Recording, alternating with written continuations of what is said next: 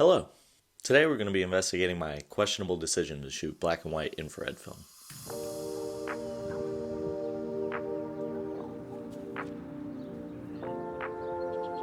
And this all required a little bit of research on my end, so let me talk about some of my findings. Infrared film came about in the early 1900s and was most notably used for aerial photography during World War I when the U.S. Air Corps used infrared film to locate enemy targets. Interestingly though, paint was used to contribute to the camouflage, and thus color infrared film, aerochrome, was used to find the chlorophyll in the plants to find live shrubbery. Once infrared film became commercialized, the likes of Ansel Adams and most memorably Minor White used infrared film for some of their landscapes and other street photography. So this brings us to today, where I do about a week of research and then fully commit to a trip to Charleston, South Carolina to shoot some infrared film for myself. And you might be thinking, who gives a shit? What insight does this guy have that I don't already have? Well, I've got the truth. And the truth is, this shit was challenging.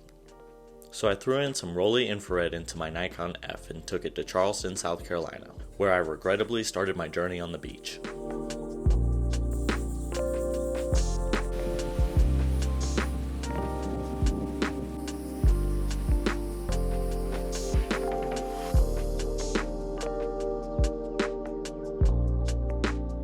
Not too bad of a start. This palm tree shot I think works quite well. I had a feeling it would work well because a great deal of palm trees are shot in the movie I Am Cuba, which was my single and sole inspiration for purchasing infrared film in the first place.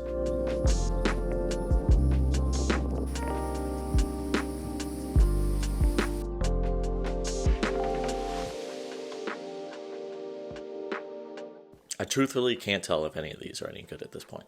The whole experience for me was a little tainted by how hot it was. After changing shirts and showering more than once, I went back out.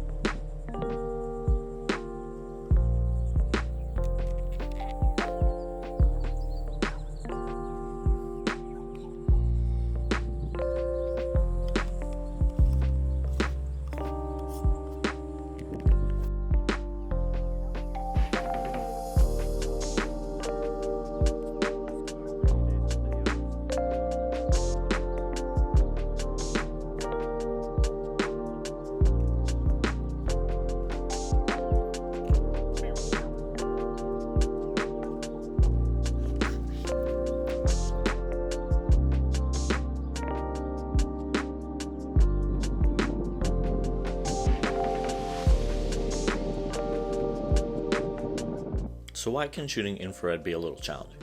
Well, for starters, if you want those bright white leaves and deep dark sky, you're going to need an infrared filter for your camera, and I picked up a R72 filter.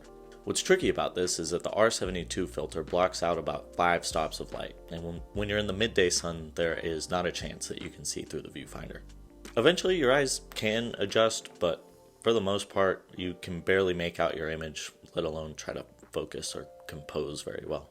On this same note, you have to compensate for the light stoppage by overexposing for 5 stops. And so with the filter on, I rated my film at 12 ISO. This is why almost all of my shots, even in broad daylight, were taken on a tripod. And lastly, infrared film doesn't focus on the same plane as lower spectrum light. So you have to adjust your focus based on this tiny red dot that some vintage lenses have.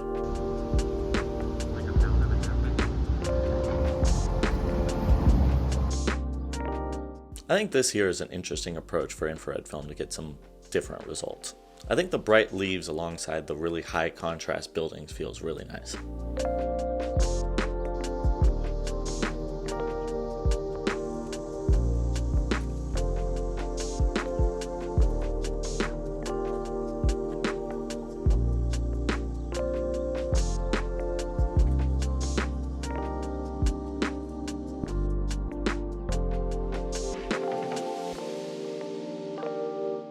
And having successfully avoided a heat stroke, my girlfriend and I went up to Mercier Orchards on our 4th of July trip.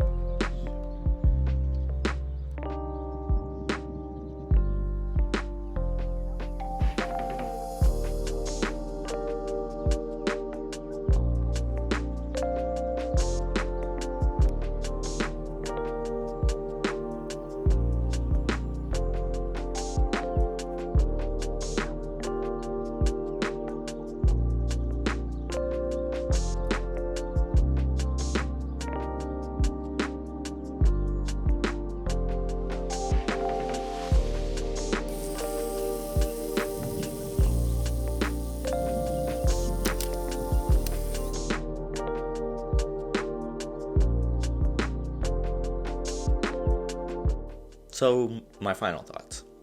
I think I learned a lot about photography in general during this trip. I think in the middle of the summer, when it's super humid and you go to a beach town, infrared photography might not be the best idea.